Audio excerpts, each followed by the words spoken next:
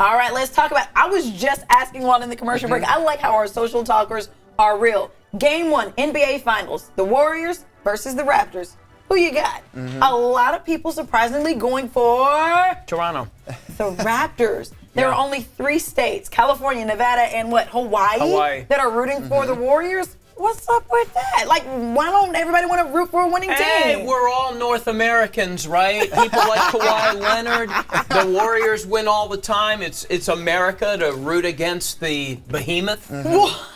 Yeah, right? I guess so. Everybody wants to root for their underdog. Sure. Let me tell you what you're saying on our Facebook page. Paul Desmond says, I'm rooting for a competitive series with no Kevin Durant. I gave you that one because you've been on Kevin Durant's I think I like watching the Warriors without Durant. Are they better? No, but they're more entertaining without Durant. The ball moves more. This is like the Warriors team from 3-4 years ago. It is, exactly. And you know, even I'm a very, very casual basketball fan, but there's things that everyone should be aware of. We've got DeMarcus Cousins, who used to play for the Kings. He might be coming back off an injury. We've got what's going to happen with Drake on the sidelines. Is he going to hold it together or not? He's been told to hold it together. He's been told. We'll see. For a casual basketball fan, there's a lot of things in play. worth watching. Kawhi Leonard, agreed. Is this his moment to shine? We'll see. Okay, time for all of your local and national news in about 5 minutes. We call it the Daily Blend. Brittany's getting us going with traffic. All right, let me show you a live look at US 50 as you make your way out. No reported issues. He's headed on to 50 right now. You can see in Citrus Heights.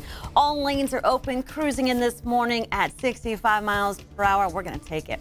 As we take a look at everything happening now, traffic for the most part nice and quiet. Let's keep our fingers crossed it stays that way, right? You can see Roseville on 80 straight into Sacramento. We're looking at 15 minutes this morning.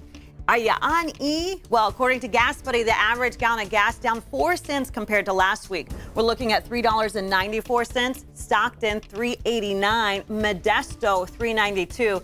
Of course, you can go to our app anytime to find a better price. But Rob Carlmark, can you believe it? Yesterday, gas, we showed it for $4.79. I think we can all agree that's a little too high. Look, I mean, we feel something. We feel emotions when you see it knocking on the door of $5 a gallon. That's just a number that we just cannot bear. We just can't do it. Okay, this is what we've got today, folks. Clear skies, calm winds, and it's cold outside. We've got temps in the 50s. So, you know, it's always so interesting to try and figure out how to tell you what to plan for the weather, because it's cold in the morning, then it's nice for a good chunk of the afternoon. Late day, it's kind of hot. So we've got all those things happening. And then in the mountains, you have the extra thing to worry about, which is late in the day showers and thunderstorms. So let's take it hour by hour. What you're going to see today is 50s in the morning, 80s for highs. What's helpful about today is that it's almost exactly like yesterday. And then we all know what's coming next week. So maybe you're a little bit more motivated to make the most out of a day like today with highs in the 80s, because starting this weekend, it's mid to upper 80s. And then next week, it's solid, not just 90 degrees. I'm talking 95, 96. I'll leave it right there, but you know what's coming. Back to you. Okay, Rob, thanks. Big story this morning is the aftermath of Robert Mueller breaking his silence on the Mueller report. He said there is no exoneration for the president, but the president says the case is closed. So we want to know, is it time to move on from the Russia investigation? Go to abc10.com/vote.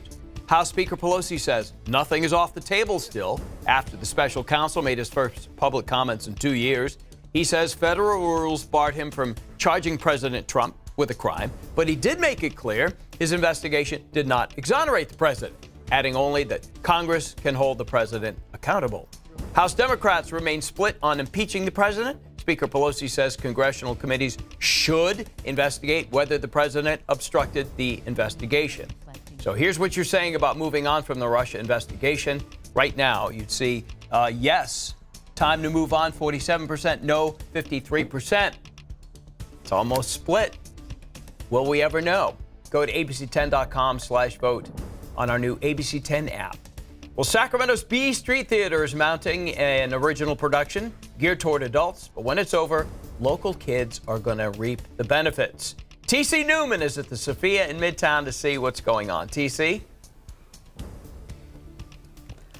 Oh, don't mind me. I'm just playing. I mean, I'm just surrounded by toys here. And I think anybody who's a new parent kind of knows that when you have a kid, you've got toys and baby items all over the place. And I've got Lindsay Birch here, and she's going to tell me a little bit about why we've got toys all over the place. Right. So obviously you're looking at the set for the Forever Question, which is getting ready to open at B Street. And the scenic designer, Samantha Reno, she's amazing. She wanted to create this idea that there's never a sense of being a space being clean when you have kids. I think there's lots of parents who would totally agree with that.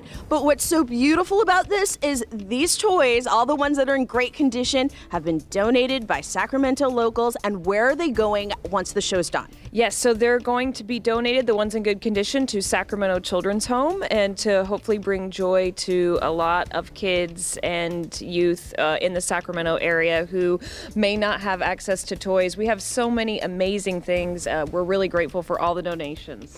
How exciting. Well, everyone, the Forever Question will be opening at the B Street Theater.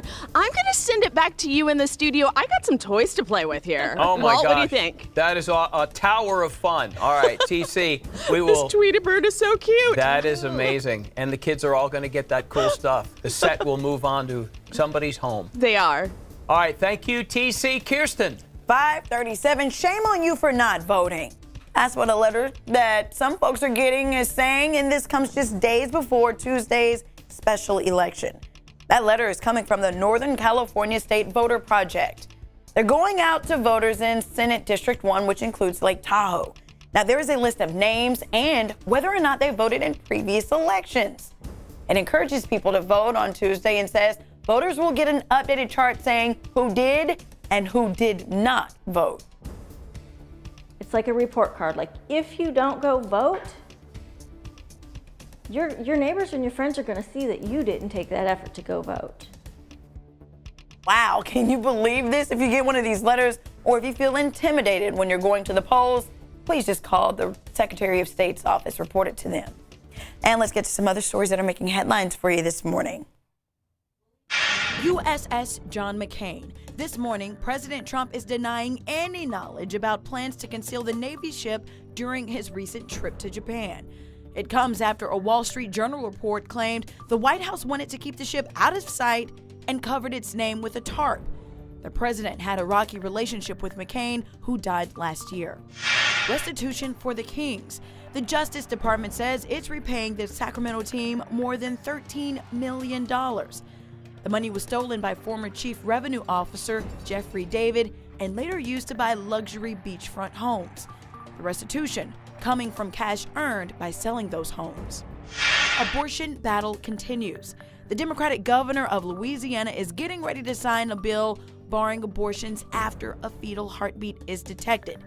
He's also making no exceptions for rape or incest.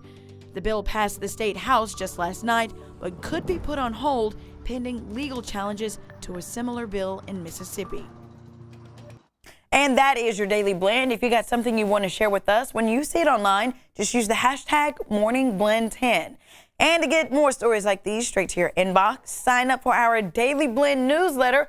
All you got to do is text the word email to 916-321-3310 or just sign up on our website. That's abc10.com/email.